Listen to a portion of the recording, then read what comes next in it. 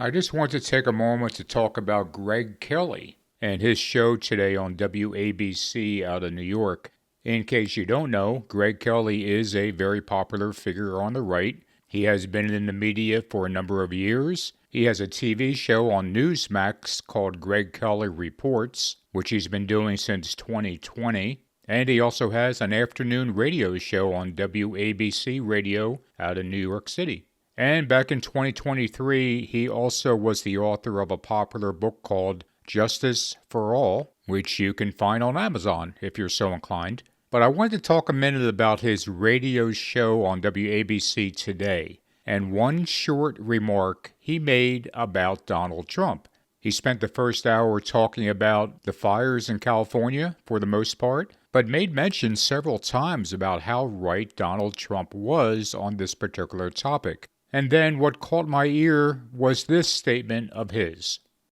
What else do we got? Hey, it is amazing that President Trump, in so many ways, and people don't like it when I say it, but it's true. And I think I once heard this from, was it Larry Kudlow? Donald Trump is almost like a prophet. And that doesn't mean he's supernatural or anything like that, but he has been so prophetic. So he did make it clear that he wasn't talking about Trump being a prophet in a spiritual sense or supernatural sense, as he put it. But this is another example of how so many media figures on the right talk about Donald Trump as being more than just a man.